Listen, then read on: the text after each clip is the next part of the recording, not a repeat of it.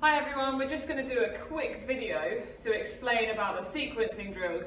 We've had a really good season so far. We're really impressed with how well you've been doing and how well you've picked it up. So we're really happy that you're going to take some ergos home with you, but what we just want to make sure is that all the technique you've learned so far, you keep practicing over the Christmas break, and we hopefully come back fitter and better than when we left, alright? So we're going to go through some sequencing drills. These are for you to practice before we give you your other set that you're going to do afterwards, whether that's a pyramid or some UT2, maybe even some interval work. So you'll give these sequencing drills a go, maybe even get someone in your household to record you, and you can see how you're getting on. You can play it back and see if there's any technique that you need to learn. Alright, so we're going to break these drills back down for you. You all know what we're doing now, working on that power phase, and then we're going to work through the recovery, the slow, relax and breathe section of the stroke, and then the power phase, and then the recovery section. So as this video goes through, just get ready for the sequencing drills that we're going to explain to you. So the first position we're going to look at is the front stocks position. So we do the power phase sequencing first. And the first thing to do is make sure that your knees are over your ankles. So the calves are vertical, your chest is hard up against your quads, your thigh muscles, and then you're just going to gently push the seat back and forth just a couple of inches. And what we're looking to achieve here is that the seat and the shoulders and the handle all move back at the same time, so that the pressure imposed on the foot plate by the legs runs through the body out to the handle. Because in the boat, if you push the legs without the legs being connected to the blade handles, you just push the boat backwards. So you can practice this and gradually just get quicker and quicker in the momentum. And if you find that the slide is going away quicker than the shoulders and the handle, just make sure you engage the lats, the muscles that wrap around the back and the rib cage in the front, so that you retain that forward position as the legs go down. The shoulders are kept relaxed and low, the arms are perfectly relaxed and loose, and just a fingertip grip on the handle until you can allow the arms to be pulled straight by the leg pressure. Next move we make is legs only. So we keep the back in the forward position. So you push the legs, and there is an acceleratory motion to the leg drive, because the more open the leg angle becomes, the more potential for power there is, and that we want to explore. So that's my famous phrase, vroom. The load lessens on the handle as you gather momentum, so the legs work harder as the legs go down to keep that wheel and the boat moving. And then halfway through the leg drive, we bring in the upper body movement, the leverage. So when the legs are at their most powerful open position, say 90 degrees, you bring in that upper body leverage motion, and that brings added power to the handle. So in essence, you have the legs and the back working together in the second half of the stroke. And all this time, the shoulders are nice and loose and relaxed, but the core is engaged.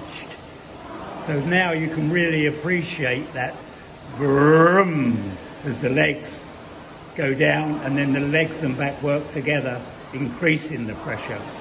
And then last of all, we bring in the arms, and we all know that the arm muscles don't compare with the size of the leg muscles or the muscles in the core and the trunk, but they can capitalize on what the leg and back muscles do previously and keep the acceleration of the speed of the handle.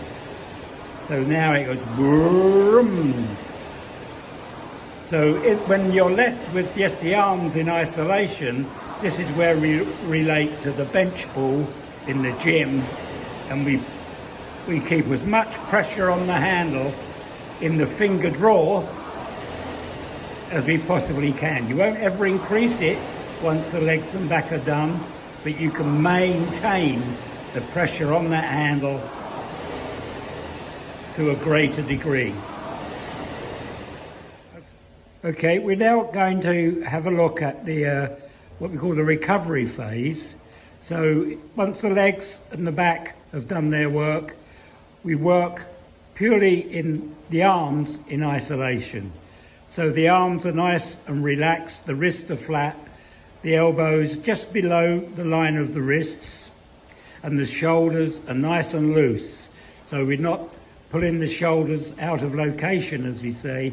You're just pulling the finger drawer firmly towards you and then just redirecting that released energy in the opposite direction. So it's a nice smooth recovery. And all this time, the legs and the core, the back, are static. The arms are working totally in isolation.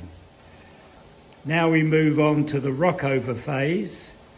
So the hands away first, over the knees, and then you rock over from the hips. We don't want the hands pulling the shoulders forward.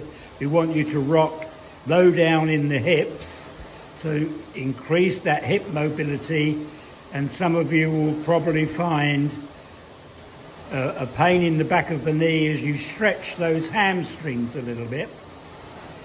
The next move we make is onto half slide, and you find when you release the legs, that frees up the hamstrings and gives you a little bit more mobility, so you can swing a little bit more. But bear in mind that we want the majority of the rock over, the hands away and the rock over, complete before you slide. Notice how slow Maddie's slide moves off of backstop. That slide speed is under control. So it's not just a zip forward, it's hands, rock, slide. Everything under control. So initially, the pressure on the feet, in the legs in isolation. So you press just a little bit before you swing, and then you don't underestimate the power in the upper body when you bring that back in, so you can really, just like a deadlift in the gym, you press and then you lever with the back. So the handle speed is increasing the further the stroke goes on. So now we go on to full slide. So the hands are complete, the rock over's complete before you slide, and then the slide follows under control. So you can count to get a good rhythm, and a good rhythm, if you do most of your UT2 work at 18, is 1, 2, 3, 4. So if you count to yourself at the point where you push the hands away, 1, 2, 3, 4, that's the rhythm that you do most of your endurance work at, and that's what rowing is mostly all about, endurance. Speed work will come later. And you tie the power phase and the recovery phase together, and there you've got the complete stroke.